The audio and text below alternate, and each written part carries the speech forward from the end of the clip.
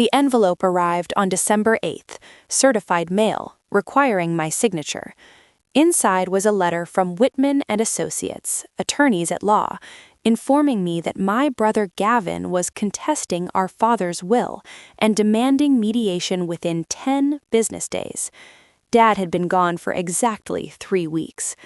I stood in my kitchen, still wearing my scrubs from the veterinary clinic, reading the same paragraph over and over.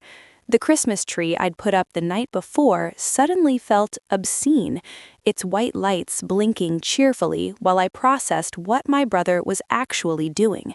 He wanted half of everything Dad left me: the house on Sycamore Court, the life insurance payout, the savings account, the vintage truck collection Dad spent 40 years building. Everything Dad specifically, deliberately left to me alone. My phone buzzed against the counter. Gavin's name lit up the screen. I let it ring through to voicemail, then watched as he immediately called again and again. By the time I silenced my phone completely, he'd called 6 times in 4 minutes. I didn't call him back that night. The next morning, he showed up at my work. I was in the middle of examining a geriatric beagle when our receptionist, Yolanda, poked her head into the exam room with an apologetic expression. She said my brother was in the lobby and refused to leave until I spoke with him.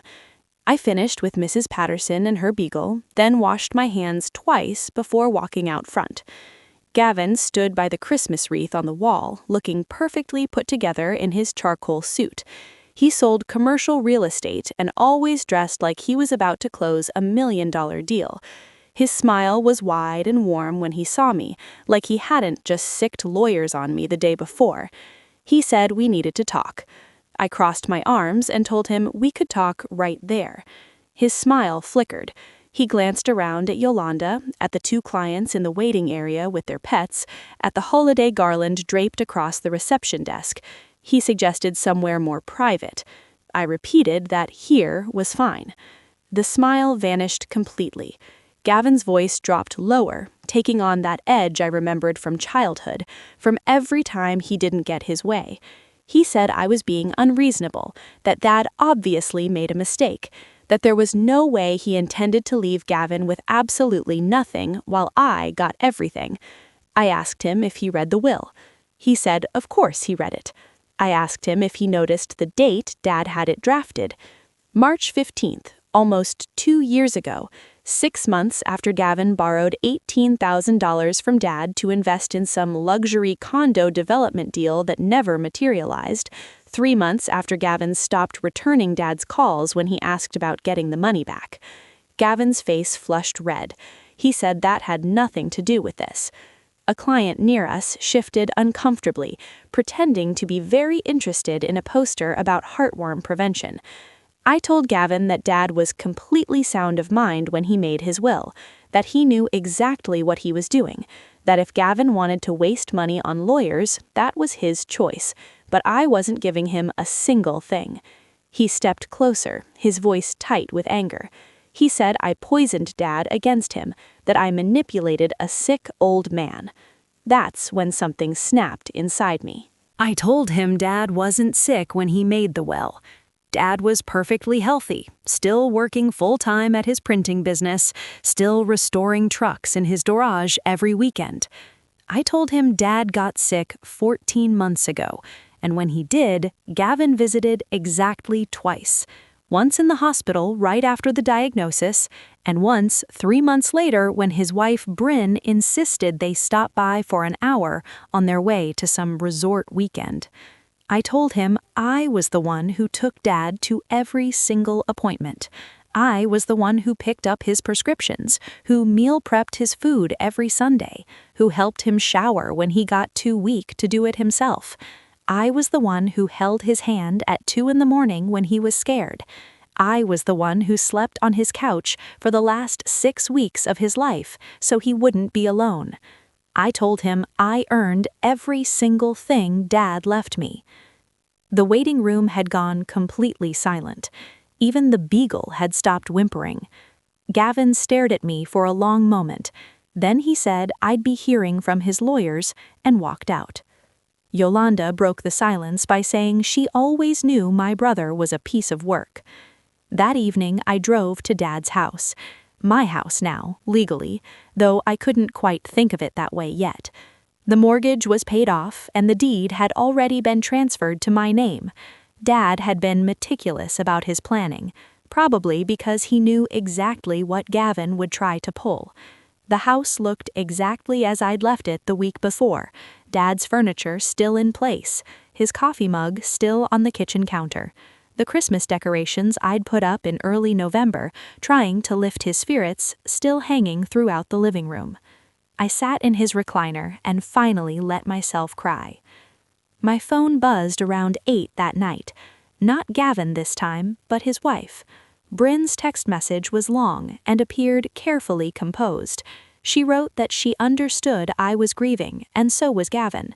She wrote that family was more important than money. She wrote that Dad would have wanted us to work this out peacefully, and maybe we could all sit down together after the holidays and discuss a fair arrangement. She ended by saying they were planning a small Christmas gathering on the 23rd and would love for me to come. She included a snowflake emoji at the end. I blocked her number. 2 days later, a woman named Monica from Whitman and Associates called to schedule mediation.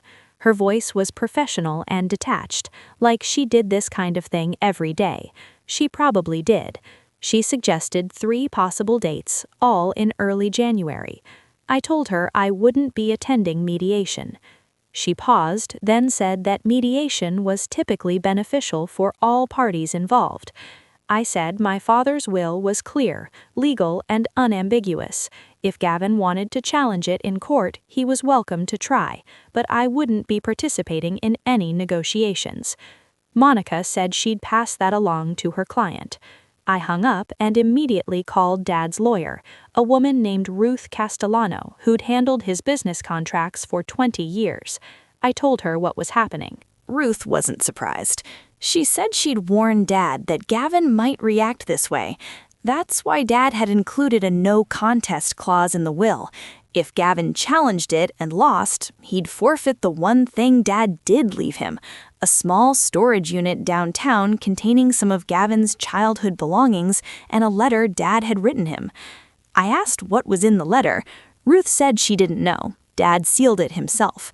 The next week dragged by in a haze of work and Christmas preparation that felt increasingly hollow. I kept expecting to feel some guilt about Gavin, some sense that maybe I should offer him something just to keep the peace. But every time I came close to that feeling, I remembered Dad's last few months. I remembered sitting by his hospital bed while Gavin was posting vacation photos on social media. I remember Dad asking me if Gavin had called and having to lie and say he probably would soon. I remember Dad taking my hand one afternoon in late October, his grip weak but determined, and telling me not to let Gavin bully me after he was gone. Dad said he knew exactly what he was doing with his will. He said I deserved everything because I'd shown up when it mattered. On December 19th, my best friend Tessa dragged me to the annual Christmas market downtown. She'd been trying to get me out of the house for days, insisting that hiding wouldn't help. The market was packed with people browsing handmade goods, drinking hot cider, listening to carolers performing near the fountain. We were looking at hand-blown glass ornaments when I heard Gavin's voice behind me. He said we needed to stop acting like children. I turned around. He wasn't alone. Bryn stood next to him, along with our Aunt Maureen and Uncle Paul. Our cousins Kelsey and Jared hovered nearby, looking uncomfortable. Gavin said the family wanted to have an intervention. That's the word he used, intervention. Tessa moved closer to my side, her hand finding mine. Aunt Maureen stepped forward, her expression sympathetic but firm. She said this situation was tearing the family apart, that it was almost Christmas and here we were fighting over money like it mattered more than each other. She said Dad would be heartbroken to see us like this. I asked her when she last spoke to Dad. She blinked, caught off guard. I asked her again, when was the last time she called him, visited him, checked on him while he was dying? Uncle Paul said that wasn't fair. I asked him the same question. When did he last see Dad? The silence stretched out. Around us, other market-goers were starting to notice the confrontation. Some moved away awkwardly, others slowed down, pretending to browse nearby stalls while clearly listening. Bryn finally spoke up, her voice sugary sweet. She said that not everyone could be as available as I was. Some people had demanding jobs and obligations. That didn't mean they loved Dad any less. I asked her how many times she visited Dad in his last year. Her smile tightened. Once, I told her. She visited once, for 40 minutes, and spent most of that time on her phone checking work emails while Gavin watched football in the other room. Gavin said I was making them sound like monsters. I said I was stating facts. He said facts could be twisted to fit any narrative I wanted. I asked him why he thought Dad changed his will 2 years ago. He didn't answer. I asked him if he remembered the $18,000. His face went rigid. I told everyone standing there what happened, how Gavin had called Dad with an incredible investment opportunity, how Dad had liquidated part of his retirement savings to help his son, how the deal fell through and Gavin never paid him back, how Dad asked about it repeatedly, gently at first, then with increasing worry as he realized Gavin was avoiding him.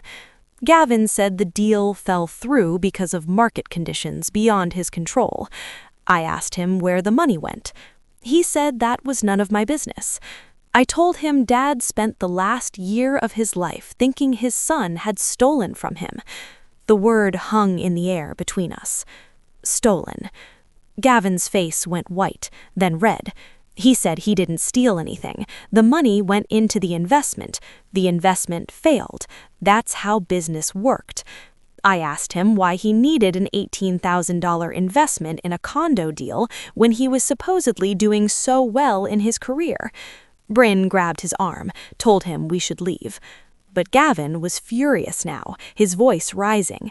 He said I'd always been jealous of him, always resented that he was more successful, more social, better at everything. He said I spent Dad's last year isolating him, turning him against his own son, manipulating him into changing his will. Someone in the crowd said something to their companion about calling security. I stepped closer to Gavin, close enough that only our small group could hear me clearly. I told him Dad didn't die thinking he was stolen from.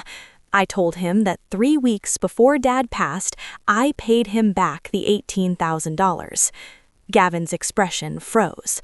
I told him I took out a loan against my car, that I gave Dad the money in cash, and told him Gavin had finally paid him back, just like he promised. That I forged a text message conversation on Dad's phone so he'd believe it, that Dad spent his last few weeks thinking his son had done the right thing after all. I told Gavin I did that for Dad's peace of mind, not for him. And I told him that Dad never knew his son was a thief, but I did. The market noise seemed to fade into nothing. Christmas music played somewhere in the distance. Someone's child laughed. The world kept spinning like nothing significant had happened, but Gavin looked like I'd physically struck him. Aunt Maureen said softly that maybe we should all take some time to cool down. I told her that sounded like a good idea. Then Tessa and I walked away, leaving them standing there among the Christmas shoppers and twinkling lights. My hands didn't start shaking until we reached Tessa's car. She drove me back to Dad's house and stayed with me until almost midnight, making tea and letting me talk through everything. She said I did the right thing, that Gavin had been building up this narrative where he was the victim, and someone needed to shatter it publicly. I asked her if anything I said was untrue. I admitted it wasn't. She said then I had nothing to feel guilty about. After she left, I walked through Dad's house, touching his things, his collection of vintage printing press equipment displayed on shelves, his photographs from 40 years of running Dunaway Printing, the business he'd built from nothing, the restored trucks in the garage, each one representing months of patient work. This was my inheritance, not just the money or the property, but the proof of his life's work, the evidence that he'd built something real, something lasting, and I'd earned the right to protect it. If you've ever dealt with a family member who thought they deserved something they didn't earn, let me know in the comments. I'd love to hear I'm not alone in this. Christmas morning arrived cold and quiet. I woke up in Dad's bed, where I'd been sleeping for the past week. My own apartment felt too empty, too far from the only place that still smelled like him. I made coffee in his kitchen and sat by the tree, staring at the unopened presents underneath. Gifts I'd bought for Dad back in October, before everything changed. A book about vintage Ford restoration, new work gloves, a framed photo of us from last summer. My phone stayed silent all morning. No calls from Gavin, no messages from extended family. The confrontation at the Christmas market had apparently drawn a clear line, and everyone had chosen their side. Around 11 that morning, Ruth Castellano called to wish me Merry Christmas. Then she said she had news. Gavin's lawyers had withdrawn from the case. I set my coffee mug down carefully, afraid I'd misheard. Ruth explained that Whitman and Associates sent a letter late on December 23rd stating they were no longer representing Gavin in the matter of the estate. No explanation provided, but Ruth suspected they'd advised him he had no legitimate case and wouldn't waste their time on a losing battle. I asked if that meant it was over. Ruth said probably. The no contest clause in Dad's will meant if Gavin pursued this further and lost, he'd forfeit the storage unit. Most lawyers wouldn't touch a case like this, especially not after learning about the loan situation. She said I should be able to move forward without interference. After we hung up, I sat there for a long time, waiting to feel relieved, victorious even, but mostly I just felt exhausted. The day after Christmas, I went back to work at the clinic. Normal felt good. Routine felt better. I spent the morning treating a Labrador with an ear infection and a cat who'd eaten half a ribbon from someone's gift wrap. By lunch, I'd almost convinced myself the Gavin situation was behind me. Then Yolanda told me someone had dropped off an envelope for me. The envelope was thick, cream-colored, expensive. Inside was an invitation printed on heavy cardstock. Bryn and Gavin cordially invited me to their New Year's Eve celebration at Riverside Country Club. Cocktails at 7, dinner at 8, dancing until midnight. A handwritten note was paperclipped to the invitation. Bryn had written that she hoped we could put the unpleasantness behind us and start the new year as family. She wrote that Gavin was deeply hurt by the things I'd said, but he was willing to forgive me if I was willing to apologize. She wrote that life was too short for grudges. She signed it with a heart. I showed it to Tessa that evening. She read it twice, then said some people had absolutely no self-awareness. I agreed. But something about the invitation bothered me. The timing felt deliberate. Ruth had called me on Christmas morning about the lawyers withdrawing. This invitation arrived the very next day. Bryn's note talked about forgiveness and apologies, but nowhere did it mention Gavin dropping his claim to the inheritance. Tessa said maybe they were genuinely trying to make peace.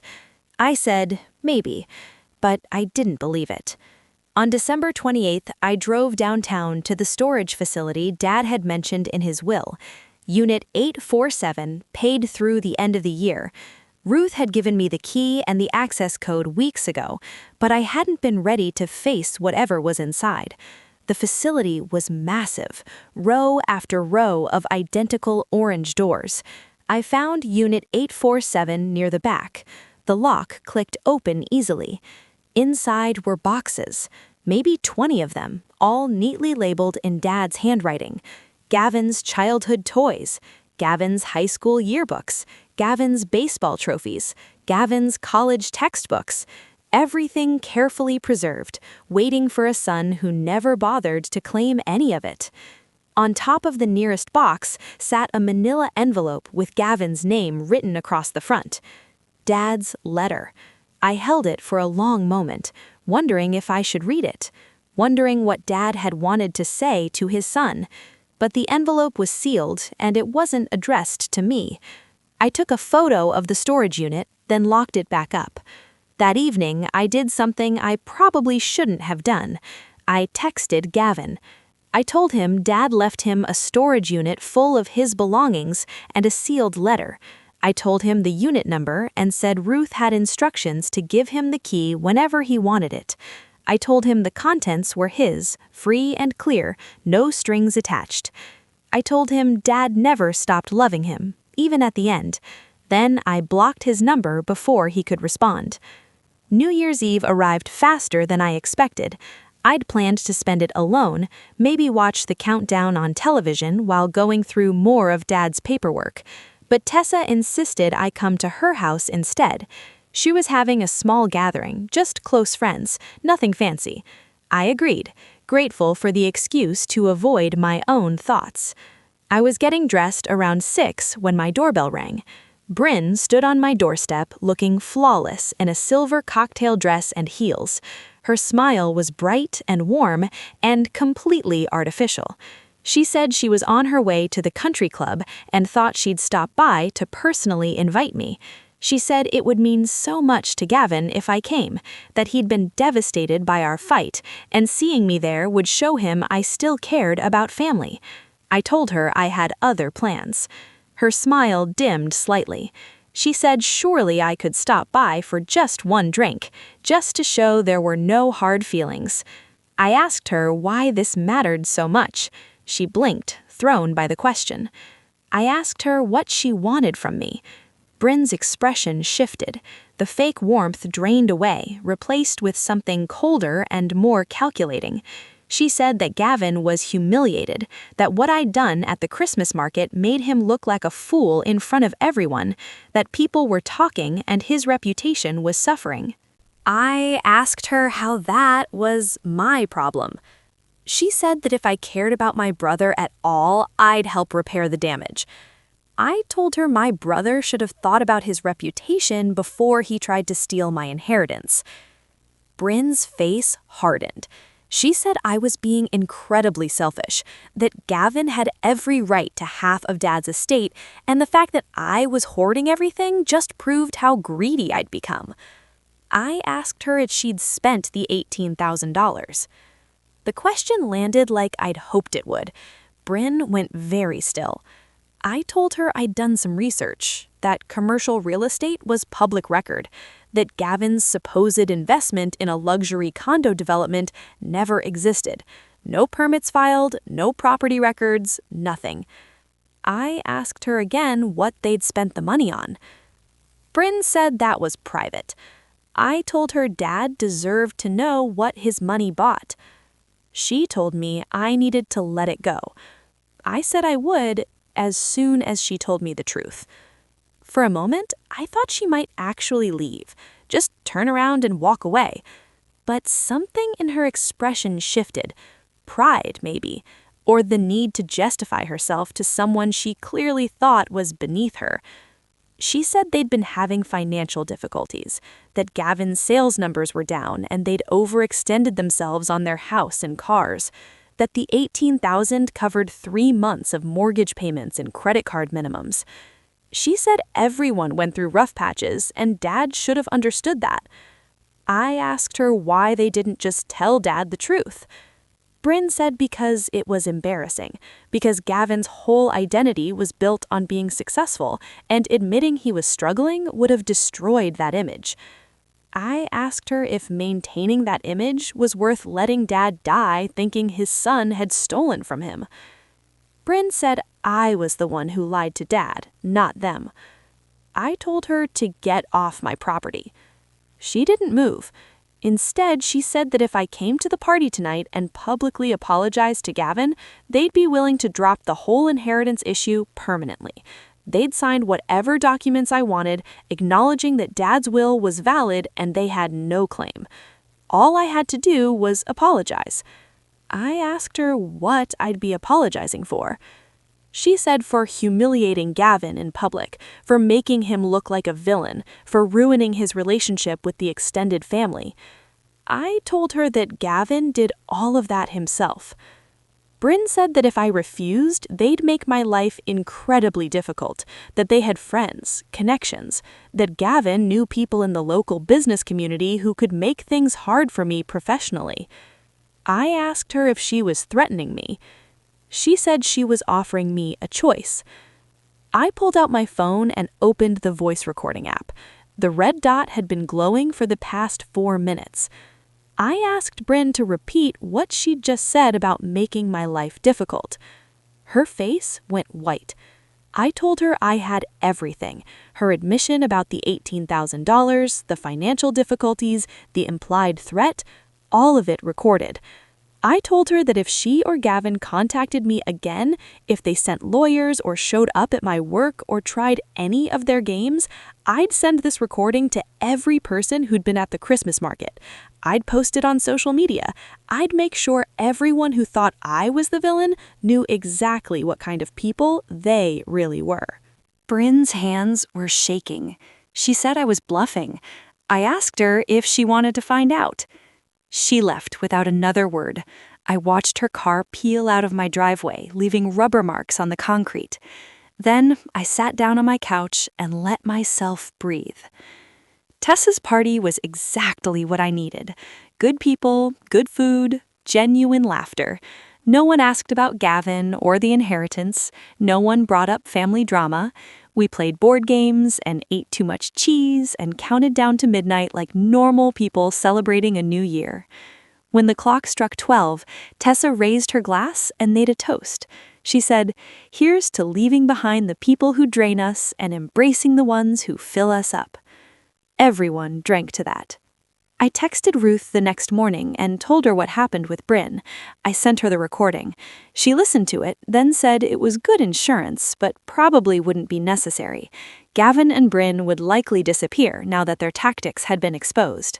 She was right. January passed without a single contact from my brother. No calls, no letters, no surprise visits. The silence felt strange at first, like waiting for a shoe to drop.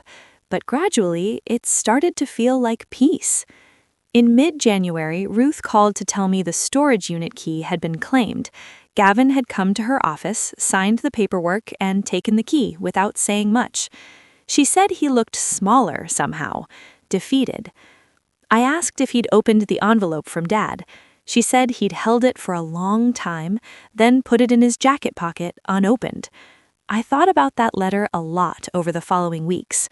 Wondered what Dad had written, whether it was an explanation, an apology, a final goodbye, whether Gavin would ever read it or if he'd destroy it without looking.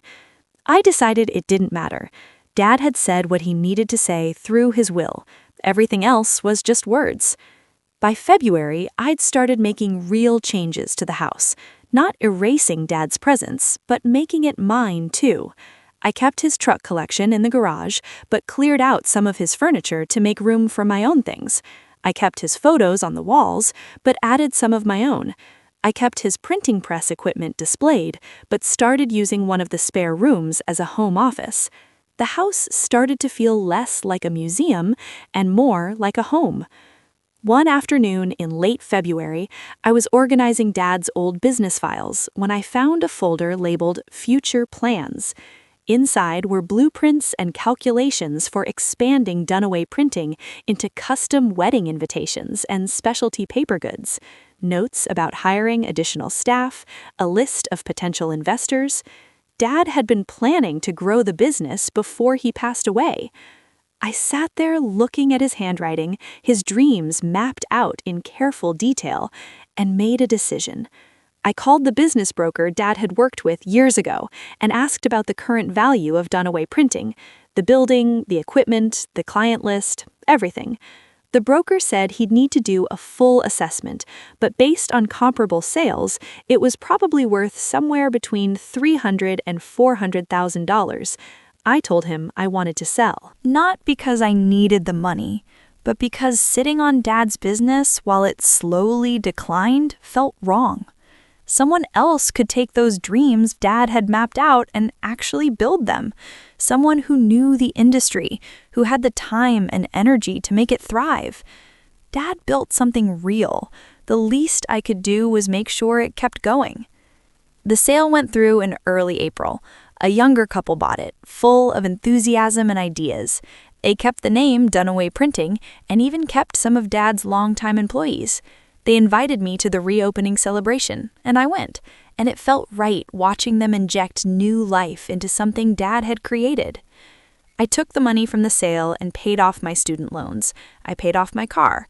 I put a chunk into savings and donated $20,000 to the hospice program that had helped care for Dad in his final weeks.